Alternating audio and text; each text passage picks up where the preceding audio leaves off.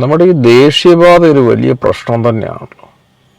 ഇതിങ്ങനെ തകർന്ന് പോയിക്കൊണ്ടിരിക്കുകയാണ്. എന്ത് കൺസ്ട്രക്ഷനാണ് നടന്നിരിക്കുന്നത്. സത്യമായി ജനം ചോദിക്കുന്നതിന് തെറ്റ് പറയാനുണ്ടോ? ഒന്നാമത് ദേശീയപാത മുഴുവൻ ബ്ലോക്ക്, അതിൻ്റെ ഇടയ്ക്കാണ് ടോൾ പിരിവ്, മനുഷ്യൻ വലയുക. നമുക്കറിയാം ഒരു ദിവസം കഴിഞ്ഞ് പോകണമെന്നുണ്ടെങ്കിൽ ബുദ്ധിമുട്ട്, പെട്രോളിൻ്റെ വില, ഈ ബ്ലോക്കിലൊക്കെ ഇങ്ങനെ കിടന്ന് പോകുമ്പം ഈ വഴി ഉണ്ടാക്കുമ്പോൾ ഇവർ ഇതൊന്നും പഠിച്ചില്ലേ? ഇത് ഭൂമിശാസ്ത്രം പഠിക്കാതെയാണോ ഈ റോഡൊക്കെ പണിയാൻ വരുന്ന സഹോദരന്മാർ ഈ പണിക്ക് ഇറങ്ങുന്നത്? അറിയാൻ മേലെ ആരോടൊക്കെ ചോദിച്ച് പഠിക്കണ്ടേ?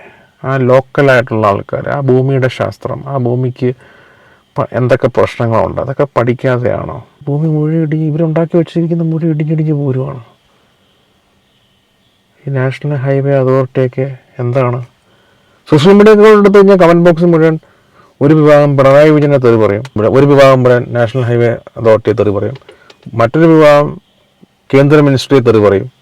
ഈ പണി ഏൽപ്പിക്കുന്നത് പണി അറിയാവുന്നവന്മാരെ ഏൽപ്പിക്കുക. ഇപ്പോൾ രാഷ്ട്രീയക്കാരെ തെറിഞ്ഞിട്ട് അവർക്ക് ഈ പണി അറിയത്തില്ല.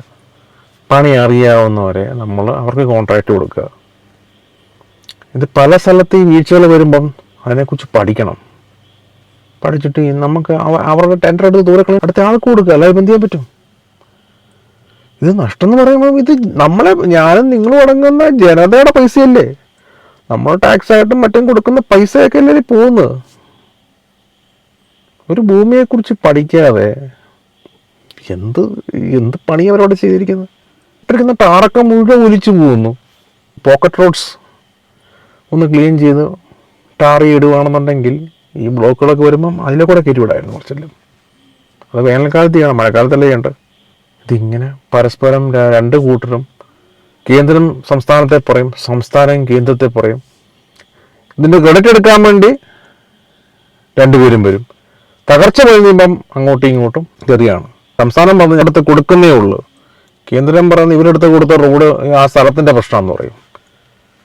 ഇത് അനുഭവിക്കുന്ന മുഴുവൻ ജനതയല്ലേ? ഈ രാഷ്ട്രീയക്കാർ അവരുടെ അണികളും പ്രവർത്തകർക്കൊക്കെ അങ്ങോട്ടും ഇങ്ങോട്ടും ഇതിൻ്റെ പേരും പറഞ്ഞ് തെറിയുമ്പോഴും സോഷ്യൽ മീഡിയയിലും വാർത്തയിലൊക്കെ വന്നിരുന്നു.